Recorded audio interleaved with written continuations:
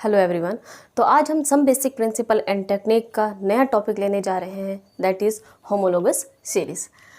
Homologous series, सबसे पहले homo का क्या मतलब होता है? Same. Homo means same and series means sequence. ठीक है, तो क्या है homologous series? Sequence of same type of organic compound in which the member possesses the same functional group and have similar chemical characteristics। ठीक है, ये वो है sequence of same type of organic compounds. Organic compounds की जो same एक ही तरह की सीक्वेंस होती है, उनके जो मेंबर्स का फंक्शनल ग्रुप सेम होता है और साथ ही साथ उनकी केमिकल करेक्टरिस्टिक्स भी सेम होती है। ठीक है, फॉर एग्जाम्पल अगर मैं आपको बताऊँ methyl alcohol and ethyl alcohol, ठीक है, इनका फंक्शनल ग्रुप OH। ठीक है, फंक्शनल ग्रुप सेम है और इनकी केमिकल करेक्टरिस्टिक्स भी सेम है। बेसिकली फंक्शनल ग्रुप का काम ही यही है कि केमिकल करेक्टरिस्टिक्स को ही डिटरमाइंस करता है। ओके, नेक्स्ट है कि to consecutive member differ in their molecular formula bye CH2 groups. ठीक है, दो कंसेक्यूटिव मेंबर जो हम अगर इनके मॉलिक्यूलर फार्मूला के दो कंसेक्यूटिव मेंबर को अगर एक साथ देखें तो उसमें CH2 ग्रुप का डिफरेंस आता है। फॉर एग्जांपल मिथाइल अल्कोहल है CH3OH, ठीक है, और इसमें हम CH2 अगर हम ऐड कर दें तो ये क्या बनेगा? C2H5OH। और ये क्या है? Ethyl alcohol. फर्दर अगर हम इथाइल अल्कोहल में CH2 ऐड कर दें तो वो बनेगा C3H7OH। ये क्या है? Propyl alcohol. ठीक है, यह आ जाता है कि बताता है कि अगर इन दोनों में देखें CH2 का डिफरेंस आ रहा है, इन दोनों में देखें इसमें भी CH2 का डिफरेंस आ रहा है। ठीक है, नेक्स्ट है कि इनका जो जनरल फार्मूला है वो सेम है लेकिन इनका मॉलिक्यूलर फार्मूला डिफरेंट आता है। जैसे CH3OH, C2H5OH ये मॉलिक्यूलर फार्मूला है, लेकिन इनका जो जनरल फार्मूला है ये अल्कोहल का जनरल फार्मूला आ जाता है CnH2n+1OH। ये जनरल फार्मूला है, जनरल फार्मूला ऑफ अल्कोहल। ठीक है, ये आ जाती है अल्कोहल। ये अल्कोहल की ही हम सीक्वेंस की बात कर रहे हैं। ठीक है, ये अल्कोहल की सीक्वेंस ये आगे भी चलती है, प्रोपाइल अल्कोहल, ब्यूटाइल अल्कोहल और इस तरह से आगे भी बढ़ती रहती है। अगर हम इस सीक्वेंस की बात करें, ये है एल्डिहाइड। एल्डिहाइड का जनरल फार्मूला CnH2nO। ये आ जाता है एल्डिहाइड का जनरल फार्मूला।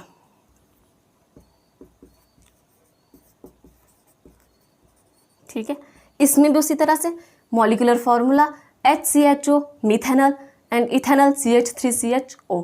अगर हम मिथेनॉल HCHO में CH2 हम ऐड कर दें तो ये कितना बनेगा? 2 कार्बन 4 हाइड्रोजन एंड O। ठीक है, यह आ जाता है इथेनॉल। इसे हम इस तरह से भी लिखते हैं। ठीक है, इथेनॉल को हम इस तरह से भी लिखते हैं। इनफैक्ट मिथेनॉल को भी हम किस तरह से लिखते हैं? HC≡O and H। ये आ जाता है मिथेनॉल। ठीक है, इथेनॉल को CH3 C≡O एंड H। ये आ जाता है इथेनॉल। ठीक है, मिथेनॉल एंड इथेनॉल, बस ये रिप्रेजेंटेशन है कि इसको किस तरह से रिप्रेजेंट किया जाता है। ये CHO जो है ये क्या है? Functional group. ये क्या है? Functional group. ये फंक्शनल ग्रुप है, सेम है मिथेनॉल में भी, इथेनॉल में भी, प्रोपेनॉल, ब्यूटेनॉल, सब में जो इसका फंक्शनल ग्रुप है वो सेम है। बेसिकली फंक्शनल ग्रुप है क्या? अब देखते हैं हम फंक्शनल ग्रुप को। ठीक है, नेक्स्ट हम ले लेते हैं फंक्शनल ग्रुप। हम फंक्शनल ग्रुप पढ़ तो रहे हैं, फंक्शनल ग्रुप है क्या? ठीक है,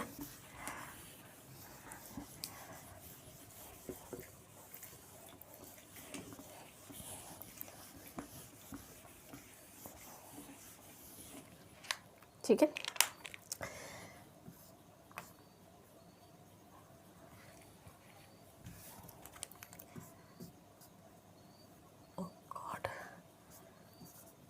फंक्शनल ग्रुप।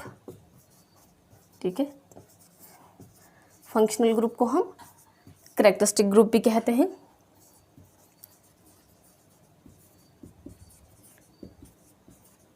Characteristics groups. ठीक है, फंक्शनल ग्रुप, हम फंक्शनल ग्रुप के बारे में लिखते हैं। लिखो, एन एटम और group of atoms which largely determines the chemical property, particularly chemical property को ही ये डिटरमाइन करता है of organic compound।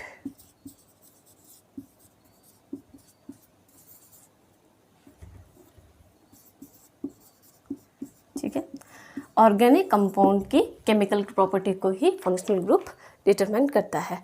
For example हम ले लेते हैं H, कार्बन अपनी 4 वैलेंसी को पूरा करता ही करता है, इसलिए इसको टेट्रा वैलेंसी कहते हैं। ठीक है, से कुछ भी ले लेते हैं हम example,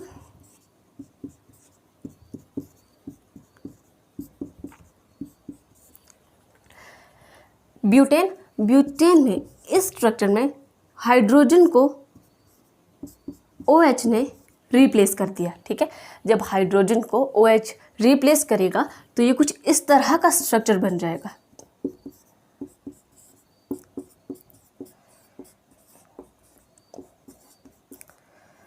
sorry, hydrogen.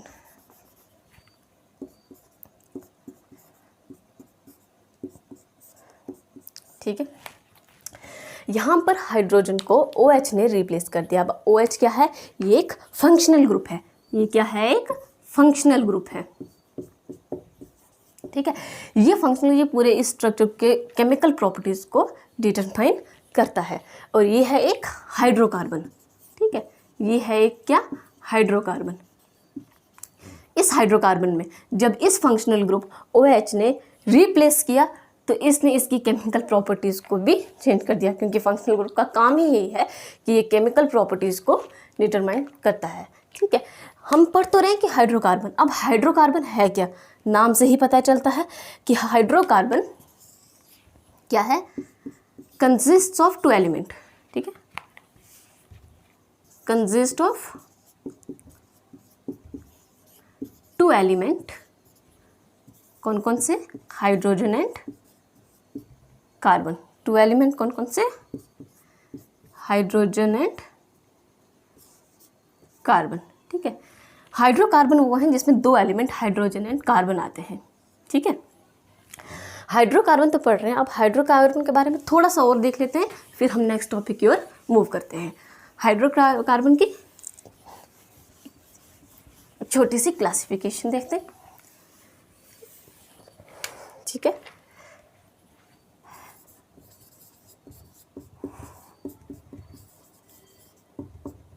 Classification of hydrocarbon.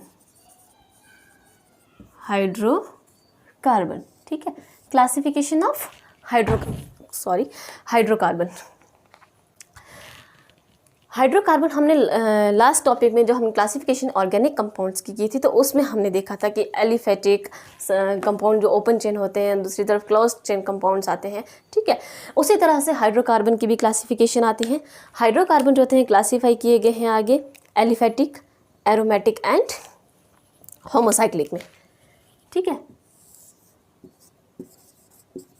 Aliphatic,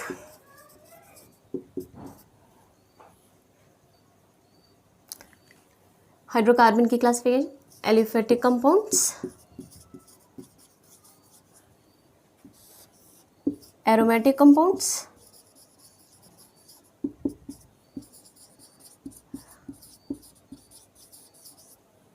और थर्ड आ जाती है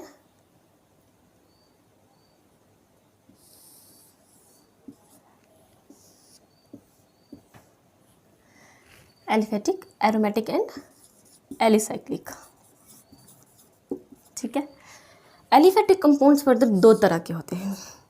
कितने तरह के होते हैं? 2 तरह के, saturated and unsaturated. Saturated compounds कौन से होते हैं और अनसैचुरेटेड। बेसिकली सैचुरेटेड का मतलब क्या है? सैचुरेटेड का मतलब होता है नो मोर एडिशन टेक प्लेस, मतलब ये वो कंपाउंड्स होते हैं जिसमें हम किसी की भी एडिशन नहीं कर सकते, नो मोर एडिशन टेक प्लेस, ठीक है।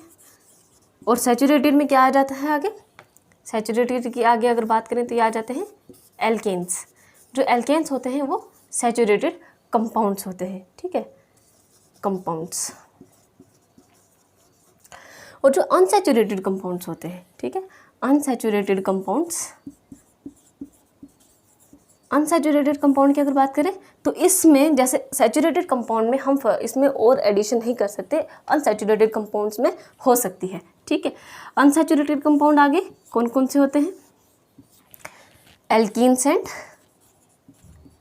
एल्काइंस, ठीक है, एल्कीन्स एंड एल्काइंस। एल्केन्स में सिंगल बॉन्ड आ जाता है जिसे हम सिंगल डैश से रिप्रेजेंट करते हैं। एल्कीन्स इन, ठीक है, इन का मतलब हुआ डबल बॉन्ड, जैसे डबल डैश से रिप्रेजेंट करते हैं। एंड आइन, ठीक है, और आइन को करते हैं ट्रिपल बॉन्ड से रिप्रेजेंट करते हैं हम, ठीक है। तो एल्केन्स का जनरल फार्मूले की अगर हम बात करें तो इसका जनरल फार्मूला आ जाता है CnH2n+2। एल्कीन्स का CnH2n एंड एल्काइंस का आता है CnH2n-2, ठीक है। ये एक छोटा सा हाइड्रोकार्बन के बारे में। फर्दर हाइड्रोकार्बन एक चैप्टर है जो इसी के बाद आता है, चैप्टर नंबर 13 11th की ही बुक में आता है। वहाँ पर हाइड्रोकार्बन में ये सारी चीज़ें हम इन डिटेल पढ़ेंगे, ठीक है। नेक्स्ट हम पढ़ने जा रहे हैं नेमिंग ऑफ ऑर्गेनिक कंपाउंड, जो कि बहुत ही ज़्यादा इंपॉर्टेंट है। चाहे हमारे वो बोर्ड के एग्ज़ाम हो, चाहे वो स्टेट बोर्ड हो, CBSE बोर्ड हो, हमारा नीट हो, JEE मेंस हो, हर जगह नेमिंग ऑफ ऑर्गेनिक कंपाउंड्स बहुत ही ज़्यादा इम्पॉर्टेंट है। तो स्टार्ट करते हैं।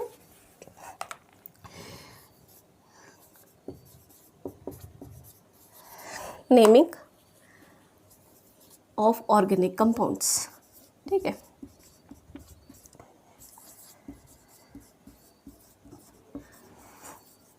Naming of organic compounds. Last lecture में हमने ऑर्गेनिक कंपाउंड्स के बारे में पढ़ा था कि आज से 200 साल पहले ऑर्गेनिक कंपाउंड्स की फॉर्मेशन जो थी वो स्टार्ट हो चुकी थी। सबसे पहले जो था यूरिया, जो लैब में सिंथेसाइज किया गया था, जिसका हमने पढ़ा भी था last time, urea ammonium cyanate से, ठीक है। ऑर्गेनिक कंपाउंड्स को नाम दिए जाते थे, पहले स्टार्टिंग में कॉमन नेम दिए जाते थे। इनिशियली जब ऑर्गेनिक कंपाउंड्स की शुरुआत हुई थी तब इससे जो नाम दिए जाते थे वो कॉमन नेम दिए जाते थे, ठीक है, जिसे हम ट्राइबल नेम भी कहते हैं। अब कॉमन नेम जो हम स्टार्टिंग में देते थे, स्टार्टिंग में हम इसमें कॉमन नेम देते थे। ट्राइबल पढ़ते हैं उसके बारे में। सबसे पहले ट्राइबल और कॉमन नेम, ये इनिशियली था, ठीक है। ट्राइबल और कॉमन सिस्टम नॉमेनक्लेचर इनिशियली जो स्टार्ट हुआ था,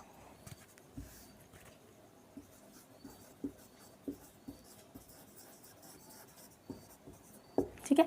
इनिशियली ट्राइबल सिस्टम जो था स्टार्ट हुआ था, जैसे हम कॉमन सिस्टम नॉमेनक्लेचर भी कहते हैं। ट्राइबल सिस्टम या कॉमन सिस्टम जो थे, इसमें हम ऑर्गेनिक कंपाउंड्स के जो नाम थे they were assign on the basis of the source of origin, कि कहाँ से ऑर्गेनिक कंपाउंड का मतलब सोर्स है, कहाँ से ये लिया गया है, कहाँ से ये आया है, और सर्टेन प्रॉपर्टीज़, या मतलब ऑर्गेनिक कंपाउंड्स की प्रॉपर्टीज़ कैसी है, इन दो चीज़ों पे, और सर्टेन प्रॉपर्टीज़, ठीक है। सोर्स ऑफ ओरिजिन और सर्टेन प्रॉपर्टीज़ के बेसिस पे इनिशियली ऑर्गेनिक कंपाउंड्स को नाम दिया गया था। फॉर एग्जांपल अगर हम बात करें सिट्रिक एसिड, ठीक है, सिट्रिक एसिड को नाम सिट्रिक एसिड कैसे मिला? सिट्रिक एसिड, ठीक है। इसको कहाँ से नाम मिला? सिट्रस फ्रूट से, ठीक है, सिट्रस फ्रूट से सिट्रिक एसिड को नाम दिया गया। एक और ले लेते हैं फॉर्मिक एसिड, ठीक है। फॉर्मिक एसिड का नाम जो था ये कहाँ से लिया गया? रेड आंट से, ठीक है। अब रेड आंट क्या था? आंट लैटिन वर्ड अगर हम देखें तो इसका क्या है, लैटिन वर्ड फॉर्मिका, ठीक है, फॉर्मिका। इस फॉर्मिक एसिड का नाम कहाँ से लिया, रेड आंट से, ठीक है, इस रेड आंट से। और आंट का लैटिन वर्ड होता है Formica. Formic acid and citric acid का नाम इस तरह से लिया गया था, ठीक है। और भी बहुत सारे ऐसे ऑर्गेनिक कंपाउंड थे जिन्हें हम कॉमनली नेम देते थे इनिशियली, लेकिन धीरे धीरे जैसे ऑर्गेनिक कंपाउंड्स की सिंथेसिस बढ़ती जाने लगी तो कॉमन नेम भी जाहिर है बढ़ेंगे ही, लेकिन और इतने सारे कॉमन नेम हमें याद रखना बहुत मुश्किल हो रहा था, ठीक है। इसलिए उस समय फिर क्या हुआ, एक सिस्टम तैयार किया गया जिसे हम IUPAC सिस्टम कहते हैं। IUPAC सिस्टम में क्या था कि कुछ रूल्स बने थे ताकि कितना भी बड़ा ऑर्गेनिक कंपाउंड हो, कितना भी छोटा ऑर्गेनिक कंपाउंड हो, उन्हें नाम हम एक रूल के अकॉर्डिंगली दें, क्योंकि बहुत ज़्यादा ऑर्गेनिक कंपाउंड्स के नाम याद रखना कॉमनली तो काफ़ी डिफ़िकल्ट होता था।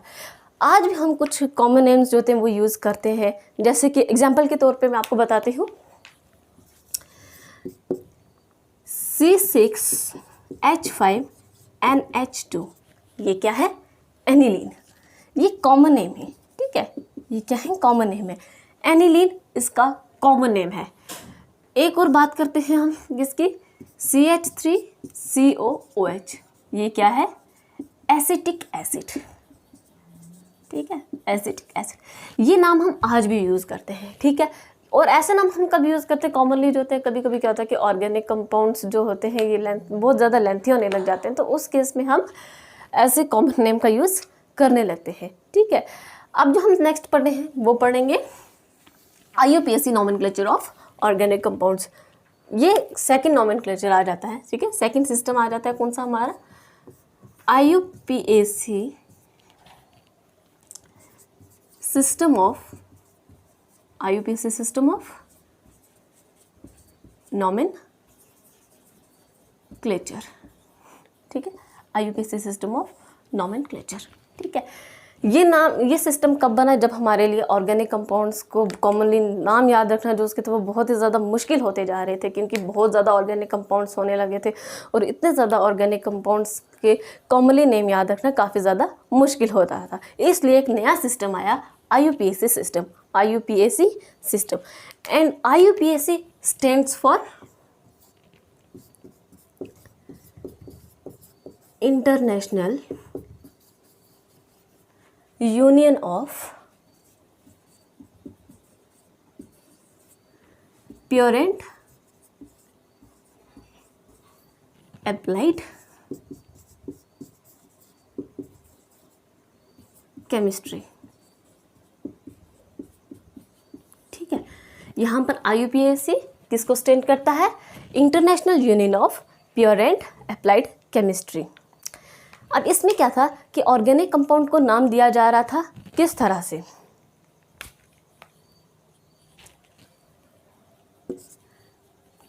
यहाँ पे naming of organic compound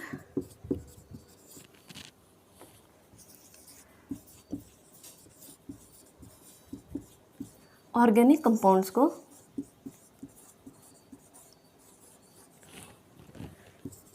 is given on the determination of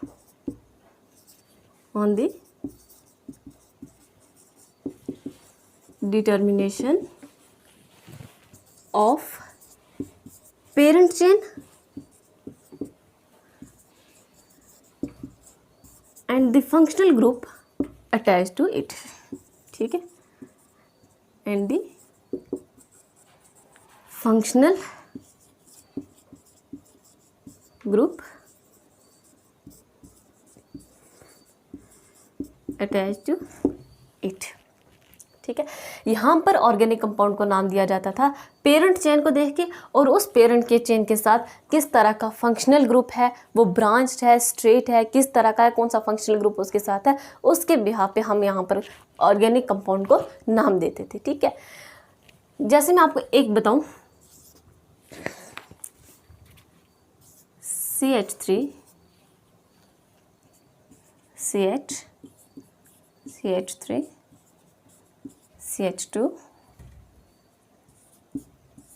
CH, यहाँ पर ब्रोमीन लगा देते हैं, CH, यहाँ पर OH लगा देते हैं, CH2 एंड CH3। मान लो ये हमारे पास एक कंपाउंड है, ठीक है। इस कंपाउंड में पेरेंट चेन कौन सी है, ठीक है, पेरेंट चेन कौन सी आ जाती है, दिस वन, ठीक है। इसमें कार्बन कम ज़्यादा भी हो सकते हैं, इससे कम भी हो सकते हैं और इससे ज़्यादा भी हो सकते हैं, ठीक है। This one is branch chain, ठीक है। ये क्या आ जाता है, ब्रांच चेन, ठीक है। और जो ये आते हैं, ब्रोमीन हो गया एंड OH हो गया, ये क्या आ जाते हैं, फंक्शनल ग्रुप्स,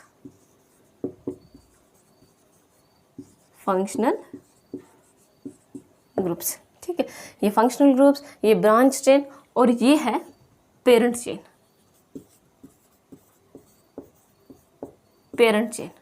ठीक है। इस फंक्शनल ग्रुप और इस पेरेंट चेन के बिहाफ पे क्या किया जाता था, मतलब इसे डिटरमाइन करके हम ऑर्गेनिक कंपाउंड्स को नाम देते थे, ठीक है। अब IUPAC सिस्टम के अकॉर्डिंगली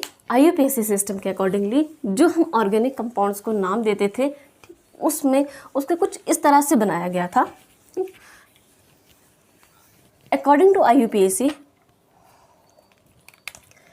ठीक है, अकॉर्डिंग टू IUPAC, ठीक है, नेमिंग ऑफ ऑर्गेनिक कंपाउंड्स, यहाँ पर नेमिंग ऑफ, ये एक जनरल अभी हम पढ़ रहे हैं, ठीक है। नेमिंग ऑफ,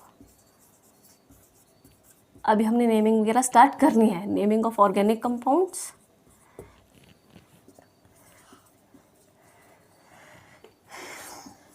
कंसिस्ट्स ऑफ, ठीक है, एक मैं आपको बताती हूँ, इसमें prefix consist of prefix and suffix आ जाते हैं, ठीक है। इसमें प्रीफिक्स एंड सफिक्स,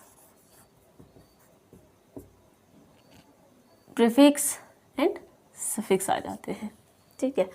देखो किस तरह से, जो इससे मतलब ऑर्गेनिक कंपाउंड को नाम दिए थे, किस तरह से देते हैं, बस एक छोटा सा आ जाता है, इसका फॉर्मूला समझो किस तरह से। सबसे पहले हम सेकेंडरी प्रीफिक्स लिखते हैं, जब भी हम किसी ऑर्गेनिक कंपाउंड को नाम देते हैं उसे किस तरह से देते हैं वही देख रहे हैं, ठीक है। Secondary prefix plus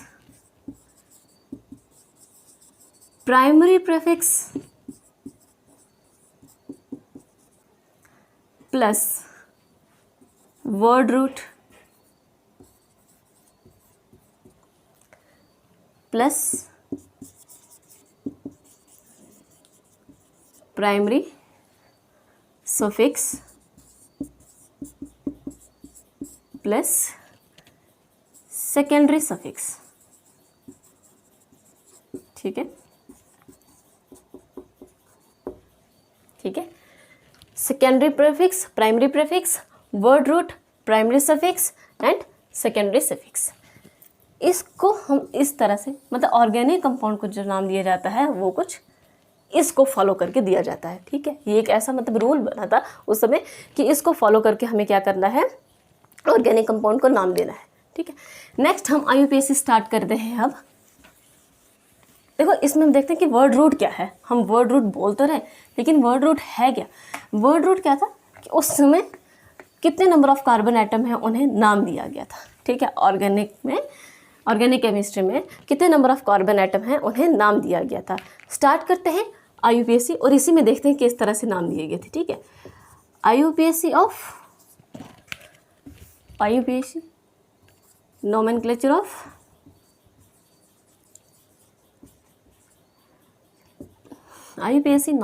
of alkanes. इसमें हम ब्रांच भी पढ़ेंगे और स्ट्रेट भी पढ़ेंगे। पहला हम शुरुआत करते हैं स्ट्रेट चेन से, ठीक है। स्ट्रेट चेन से हम स्टार्ट करते हैं। इसमें स्ट्रेट चेन जो एल्केन्स की होती है उसको हम जो नाम देते हैं वो किस तरह से, वर्ड रूट प्लस सफिक्स,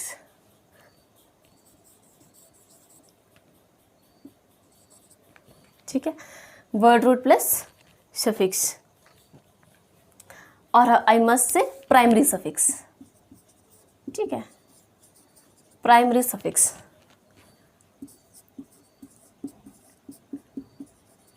ठीक है, word root plus primary suffix को मिलाकर हम स्ट्रेट चेन जो थी एल्केन्स की, इसको हम नाम देते थे। ठीक है, वर्ड रूट हम पढ़ तो रहे हैं, अब वर्ड रूट है क्या? यहाँ पर हमने कहा था कि वर्ड रूट कितने नंबर ऑफ कार्बन एटम है, उन्हें नाम दिया गया था ऑर्गेनिक केमिस्ट्री में। ठीक है, यहाँ पर हम पढ़ते हैं नंबर ऑफ कार्बन एटम्स, और यहाँ लेते हैं वर्ड रूट। ठीक है, यहाँ पर पता चलता है कि वर्ड रूट क्या है, मतलब नाम दिए थे। ठीक है, कार्बन 1, अगर कार्बन 1 होगा तो वर्ड रूट है मिथ। ठीक है, मिथ। पहले हम कार्बन एटम लिख लेते हैं। अगर 2 कार्बन होंगे, 3 कार्बन, 4 कार्बन, 5 कार्बन। ठीक है, देखते हैं। अगर 2 कार्बन होंगे तो एथ, 3 होंगे तो प्रॉप, 4 कार्बन है तो ब्यूट, 5 कार्बन है तो पेंट, 6 कार्बन होंगे तो हेक्स। ठीक है, 6 कार्बन होंगे तो हेक्स। ठीक है, meth, eth, prop, but, pent and hex. ठीक है, ये आ जाते हैं वर्ड रूट। 1 कार्बन होगा तो मिथ, 2 कार्बन होंगे तो एथ, 3 कार्बन होंगे प्रॉप, 4 कार्बन होंगे ब्यूट, 5 कार्बन होंगे पेंट, 6 कार्बन होंगे हेक्स। फर्दर बात करते हैं हम किसकी, अगर 7 कार्बन होंगे तो, ठीक है, यहाँ से मैं ऊपर लिख रही हूँ, यहाँ पे if 7 carbon is then hept, 8 carbon होंगे तो ऑक्ट, 9 कार्बन होंगे तो नॉन, और अगर 10 कार्बन हुए तो डेक। यहीं तक इम्पोर्टेंट है, हमारे यहीं तक करेंगे। ठीक है, ये आ जाते हैं वर्ड रूट। ठीक है, ये चीज़ आ जाती है क्या, वर्ड रूट, कि कितने नंबर ऑफ कार्बन एटम को क्या नाम दिया गया है। कार्बन 1 को मिथ, 1 कार्बन होगा तो मिथ, 2 कार्बन होंगे तो इथ, 3 कार्बन होंगे तो प्रॉप, 5 कार्बन होंगे तो 4 कार्बन होंगे तो ब्यूट, 5 कार्बन होंगे पेंट, 6 कार्बन होंगे हेक्स, 7 कार्बन होंगे तो हेप्ट, 8 कार्बन होंगे तो ऑक्ट, 9 कार्बन होंगे तो नॉन, और अगर 10 कार्बन हुए तो डेक। ठीक है, ये आ जाती है वर्ड रूट। ठीक है, हमने कहा कि वर्ड रूट के साथ साथ प्राइमरी सफिक्स भी आता है। एल्केन में प्राइमरी सफिक्स क्या आता है? ठीक है, ये तो हमने वर्ड रूट देख लिया। अब अगर प्राइमरी सफिक्स को देखें, प्राइमरी सफिक्स इन एल्केन, ठीक है, हम ये एल्केन की बात कर रहे हैं, इसमें प्राइमरी सफिक्स क्या आएगा, एन। ठीक है, प्राइमरी सफिक्स एन। एग्जाम्पल ले लेते हैं। सबसे पहले हम मीथेन देखते हैं। मीथेन होता है CH4। ठीक है, ये क्या है, देखो कैसे, CH4 लिया, मैंने कहा कि word root plus primary suffix. ठीक है, वर्ड रूट 1 कार्बन है तो मिथ, ठीक है, प्लस प्राइमरी सफिक्स अगर लेंगे तो क्या आएगा, एन, क्योंकि एल्केन ले रहे हैं। मिथ है वर्ड रूट और एन आ गया प्राइमरी सफिक्स। प्राइमरी सफिक्स, ठीक है, word root plus primary suffix ने मिलके मिथ प्लस एन, और मिथ प्लस एन क्या बना, मीथेन। ठीक है, ये क्या बन गया, मीथेन। इसी तरह से बाकियों को भी नाम दिया गया था, इथेन, प्रोपेन, ब्यूटेन। ठीक है, जैसे जैसे नंबर ऑफ कार्बन एटम बढ़ेंगे वैसे वैसे इनका वर्ड रूट भी चेंज होता रहेगा, लेकिन सफिक्स जो है वो एन ही रहेगा। ठीक है, ये हम पढ़ रहे हैं इसके एल्केन के बारे में। 1 कार्बन तो पता है मीथेन, 2 कार्बन होंगे तो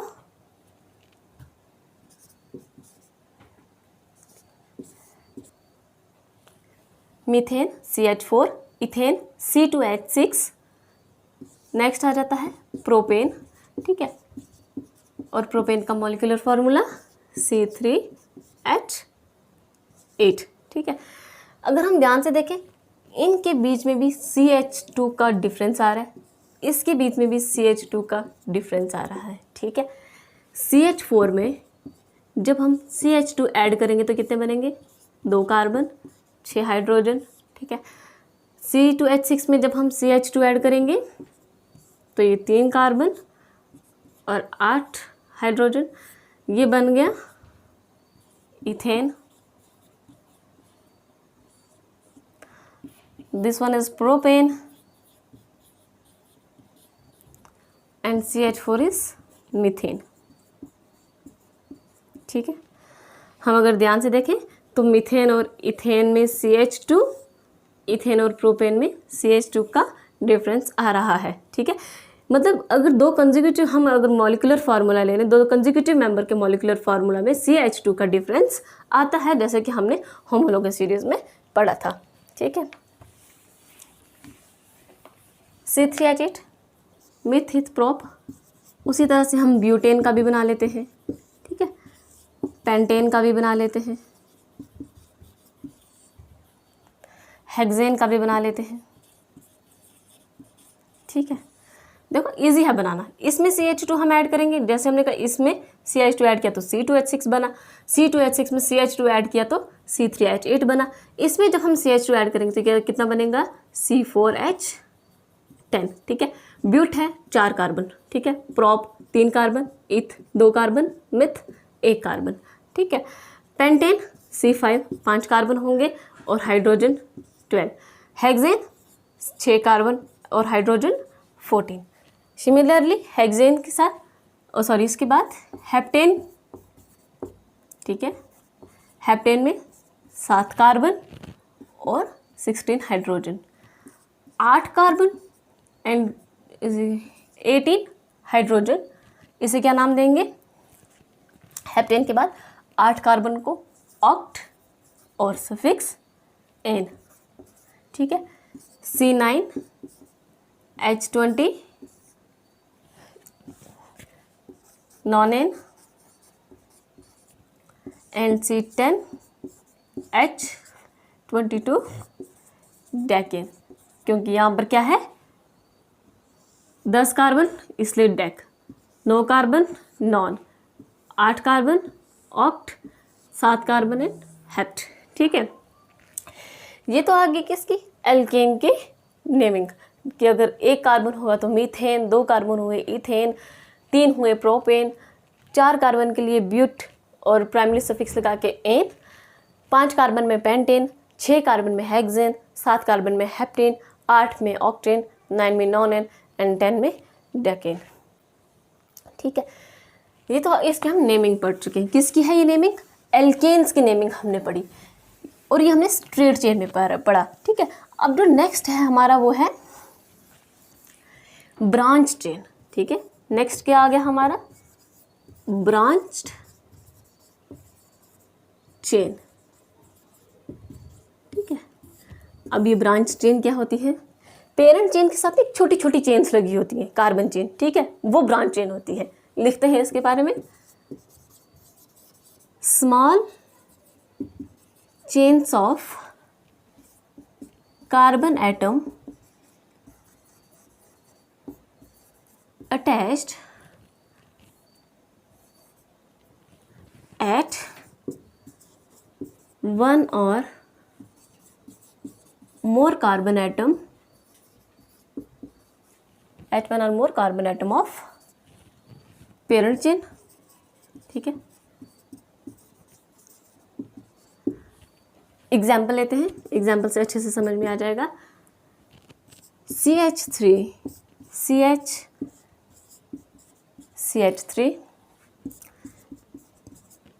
CH2, आपने जितनी मर्जी बड़ी चेन ले सकते हो, ठीक है।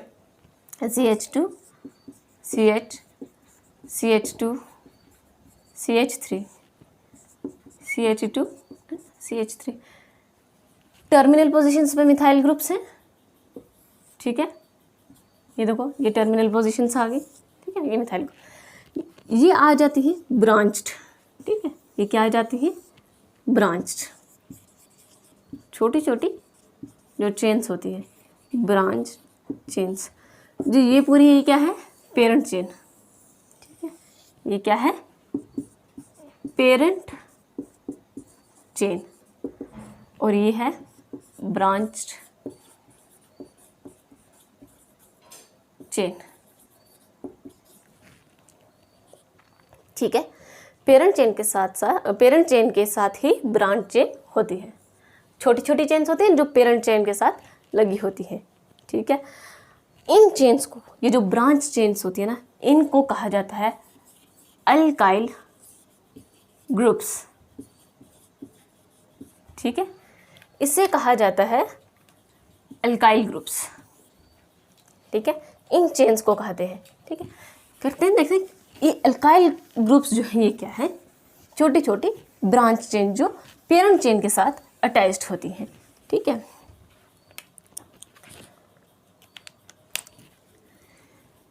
एल्केन एन को आइल ने रिप्लेस किया तो ये बन गया एल्काइल, ठीक है। एल्केन में एन को आइल ने रिप्लेस कर दिया तो ये बन गया एल्काइल। एग्जाम्पल के तौर पर हम देखते हैं, फॉर एग्जाम्पल हमारे पास एल्केन हम सिंपल से ही ले लेते हैं, मीथेन ले लेते हैं, ठीक है। इसमें एक हाइड्रोजन निकलेगा तो ये बनेगा CH3। ये CH3 क्या है मिथाइल ग्रुप, ये क्या है मिथाइल ग्रुप। और CH4 क्या है मीथेन। अभी तो हम पढ़ते आ रहे हैं ना कि ब्रांच चेन में जो CH3 होता है मिथाइल ग्रुप होता है, ठीक है। और अल्काइल ग्रुप है, ये ब्रांच चेन है, इसलिए इस कार्बन अपनी वैलेंसी भी पूरी करेगा, एक इसके साथ कोई अटैच होगा और 3 हाइड्रोजन, ये बन गए 4 मिथाइल ग्रुप, ठीक है। जो अल्काइल ग्रुप्स होती, ठीक है, जो अल्काइल ग्रुप्स होते हैं ना, इनको हम एब्रीवेशन से भी लिखते हैं, एब्रीवेशंस, ठीक है, एब्रीवेशन से। फॉर एग्जाम्पल मिथाइल को ME से लिखते हैं, ठीक है। इथाइल को ETH से लिखते हैं, ठीक है। कुछ अल्काइल ग्रुप्स देख लेते हैं, सम अल्काइल ग्रुप्स, ठीक है। कुछ अल्काइल ग्रुप्स को भी देख लेते हैं।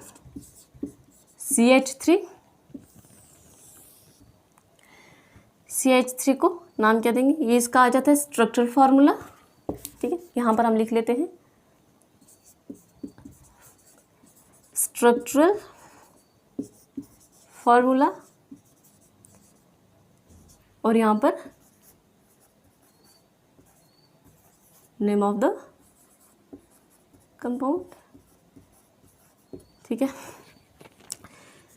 CH3, ठीक है, CH3 का नाम मिथाइल, ठीक है। अल्काइल ग्रुप का हम देख रहे हैं मिथाइल C2H6 इथाइल, इसको हम CH3CH2 से लिखते हैं, सॉरी यहाँ पे 5 आएगा, ठीक है, C2H5।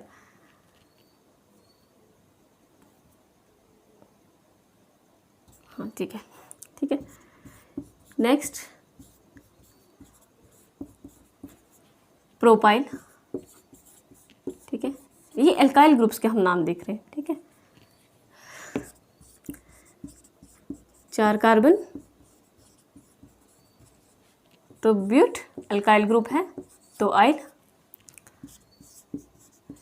5 कार्बन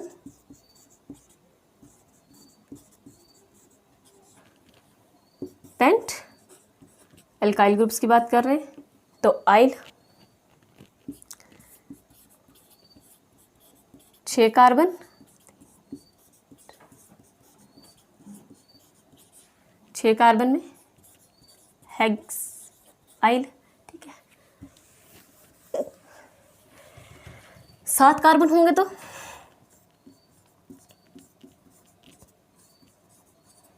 3,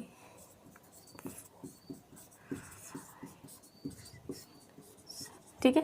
ये कितने हैं 1 2 3 4 5 6 7 हेक्साइल 6 के लिए हेप्टाइल 7 कार्बन के लिए। इसी तरह से 8 कार्बन के लिए ऑक्टाइल,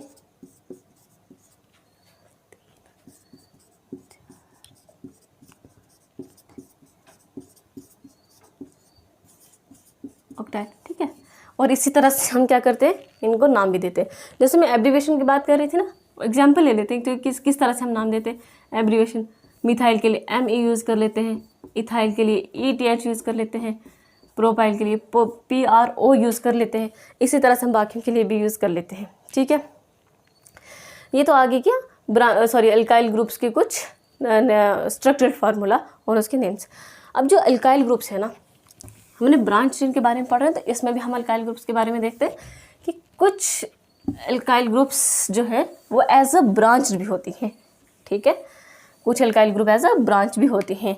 फॉर एग्जांपल ये ब्रांच के बारे में बता रही हूँ आपको, ठीक है। मोस्ट इम्पॉर्टेंट, और ये कई बार हमें देखने को भी मिलता है, ठीक है। इसे कहते हैं टर्शियरी ब्यूटाइल, ठीक है, टर्शियरी ब्यूटाइल। एक और ले लेते हैं,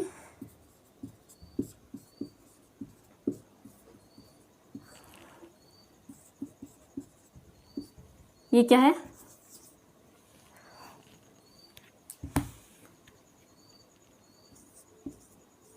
सेकेंडरी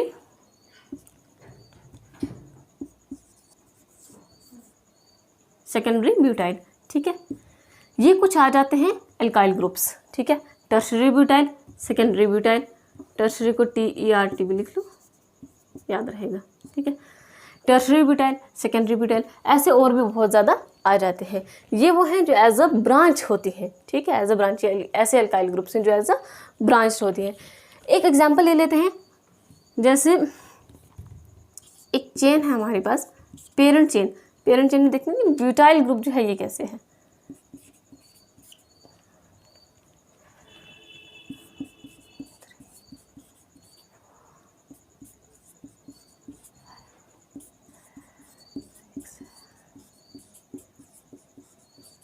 तो ये कितने कार्बन होंगे 1 2 3 4 5 6 7 8, ठीक है, 8 कार्बन। टर्शियरी ब्यूटाइल को लगाते हैं, ठीक है। कहीं पे भी हम इसमें कहीं पे भी टर्शियरी ब्यूटाइल को, लेट्स सपोज मैंने यहाँ पे लगा दिया टर्शियरी ब्यूटाइल, ठीक है। कार्बन CH3 एंड CH3, ठीक है। ये क्या है, एक अल्काइल ग्रुप है जो इस ब्रांच के साथ, इस पेरेंट चेन के साथ अटैच्ड है, ठीक है। तो इसका मतलब ये कि जो अल्काइल ग्रुप्स होते हैं ये एज अ ब्रांच भी अटैच हो जाते हैं, ठीक है। तो यहाँ पर हम अपने ब्रांच चेन तक रखते हैं। नेक्स्ट हम इसकी नेमिंग पढ़ेंगे, naming of branch chain compounds, जो कि नेक्स्ट लेक्चर में होगा। आई होप यहाँ तक आप सबको क्लियर हो चुका होगा। Thank you so much for watching.